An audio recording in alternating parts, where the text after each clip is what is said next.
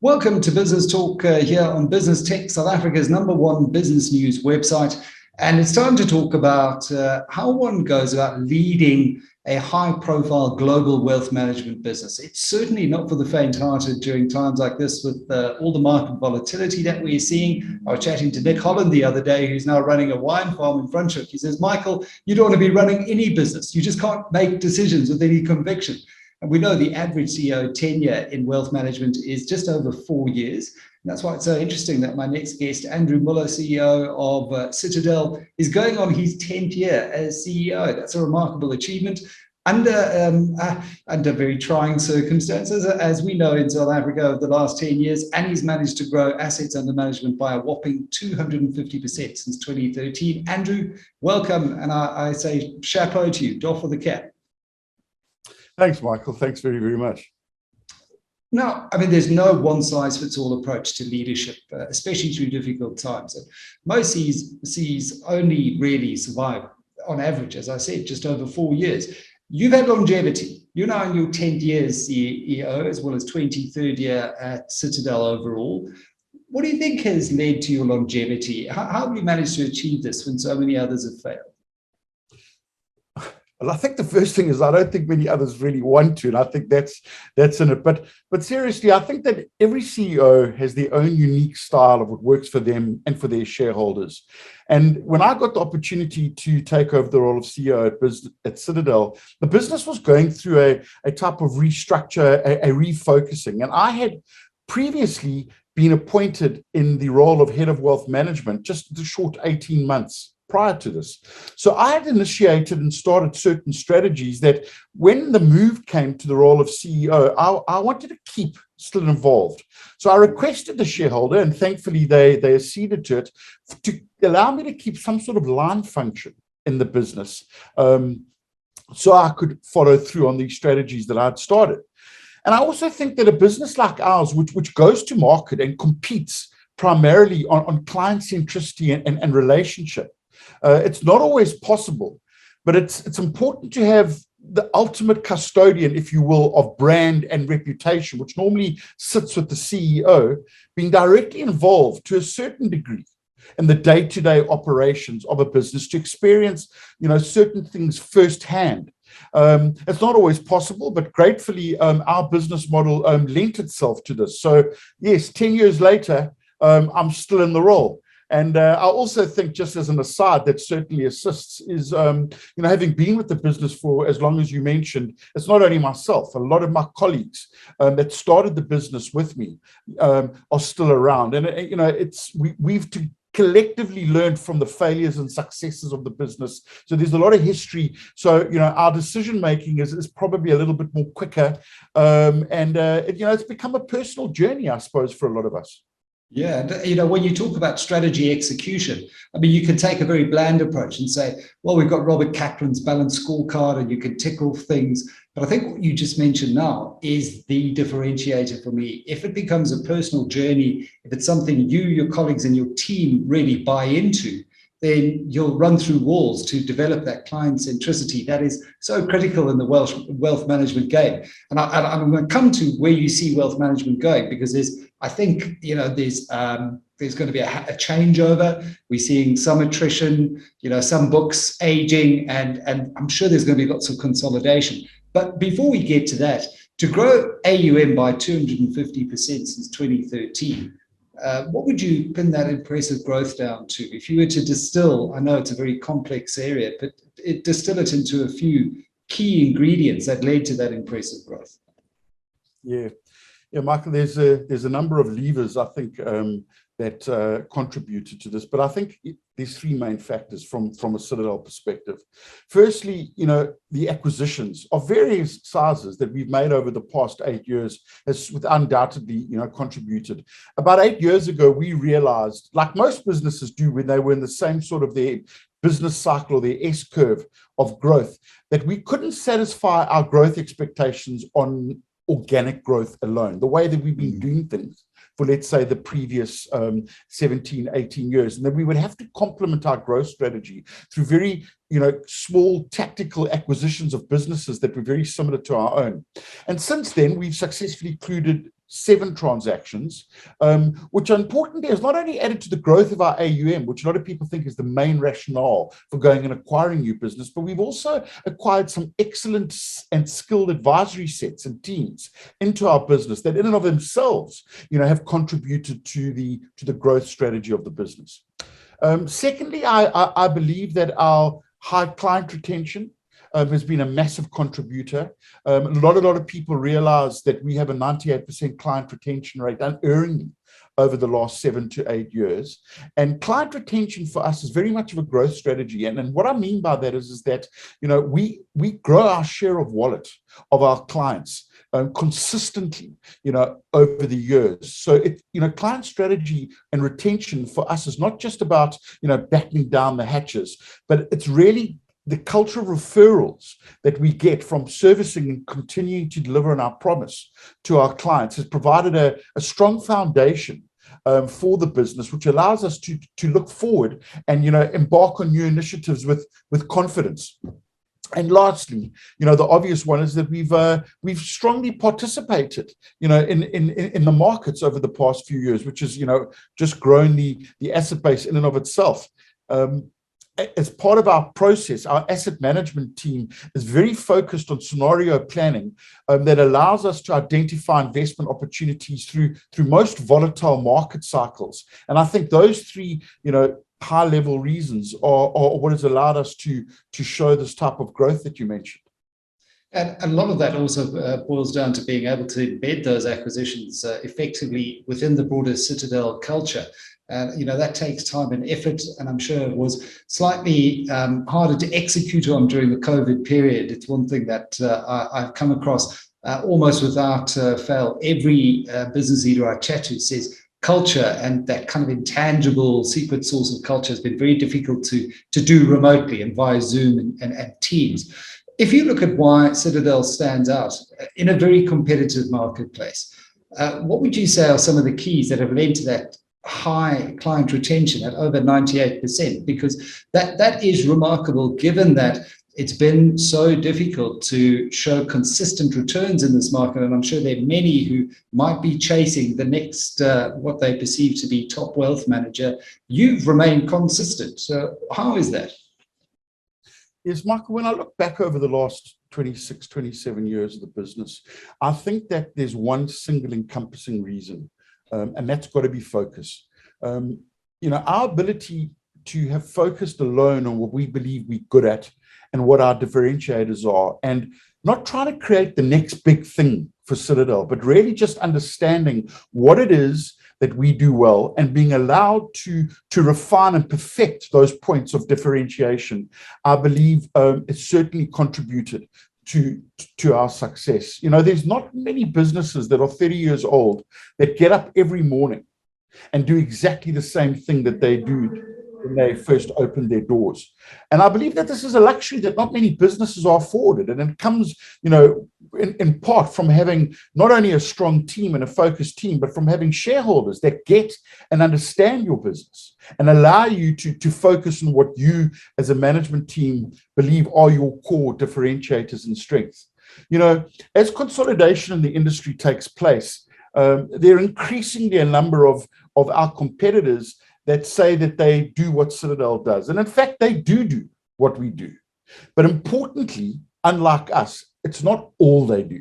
And I believe that a key to our success is our team's ability to make our clients feel heard, understood through every single stage of their lives, and providing peace of mind that their investments in estates and the other important aspects of their financial lives are being taken seriously, but under one roof and in one place.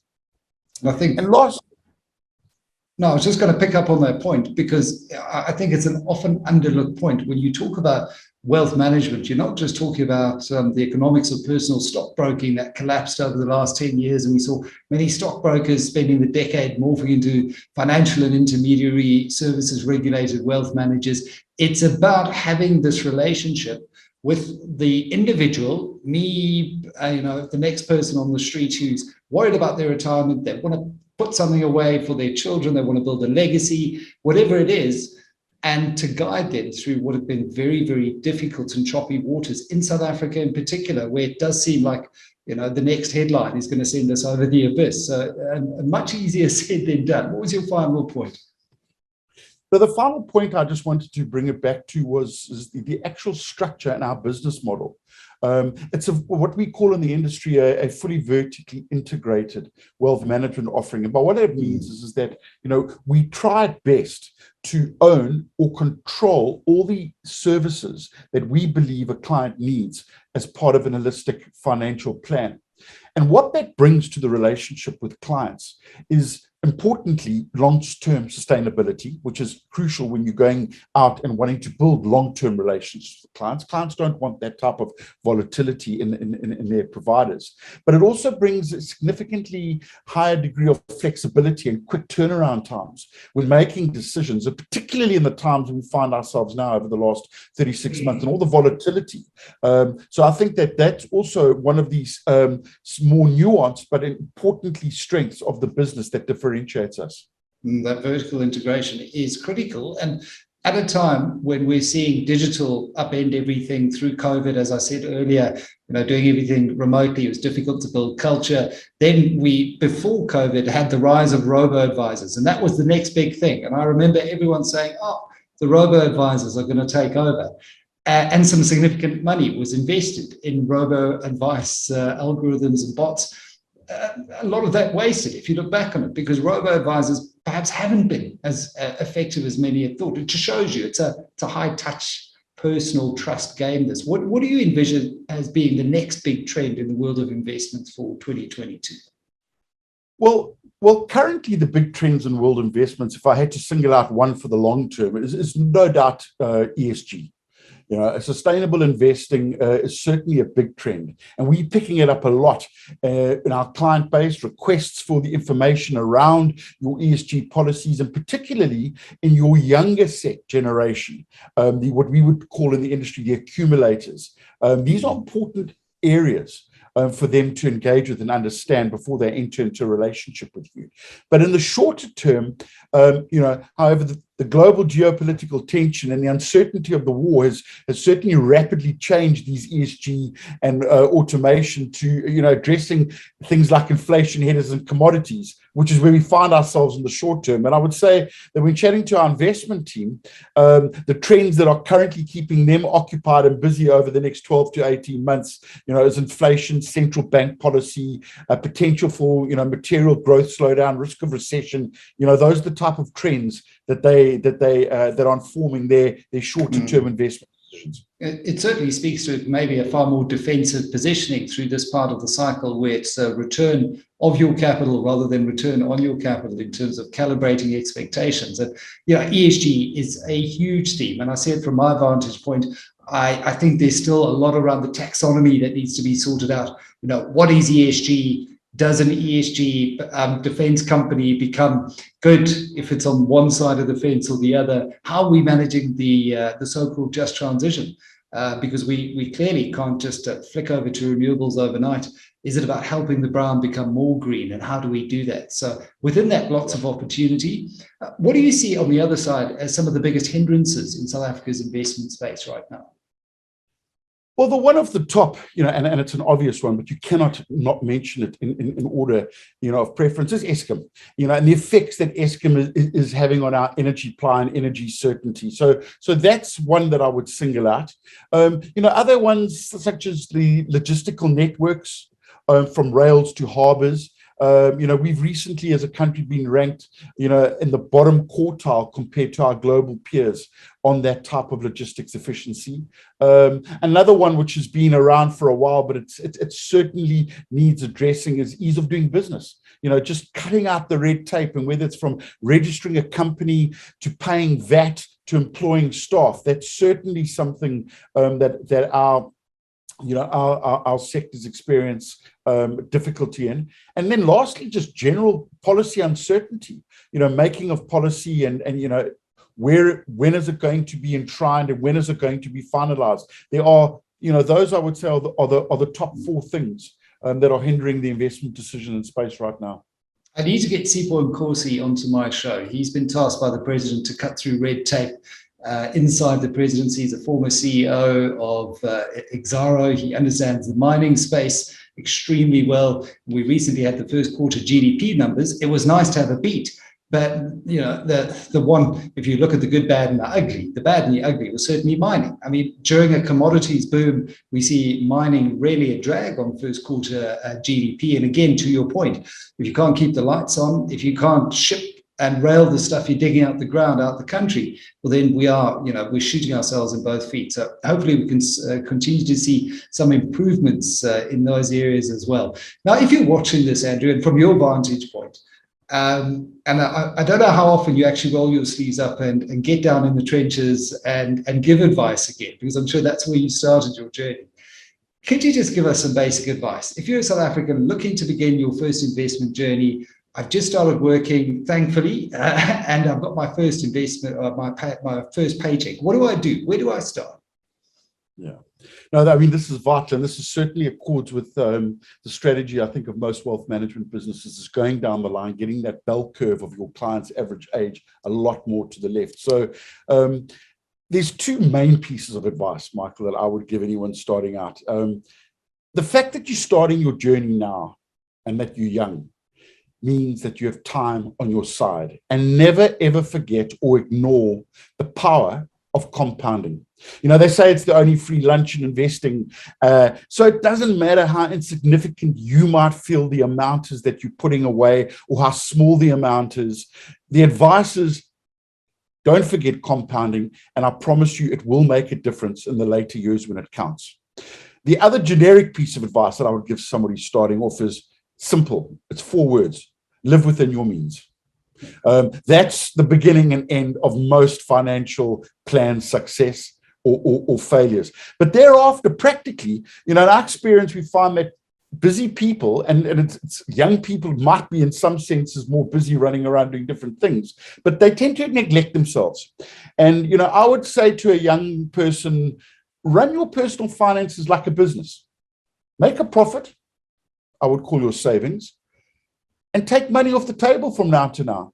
Call it a dividend, but run it like a business and view your financial plan as a business. Other practical tangibles are, at that stage of one's life, make sure you've got enough life cover and enough risk cover. You probably need to insure yourself against loss of income, or create a capital base for your dependents if you're still young. Make sure your beneficiary nominations of your will is up to date. Very obvious and standard advice, but important and not always adhered to. And then lastly, I would say from a planning point of view, check your geographic and asset allocation. Diversification is also an important part of any plan, and factor volatility into your planning. Increasingly, over the last 36, 48 months, we've seen that volatility is part and parcel, and the ability to be able to weather it of any successful financial plan.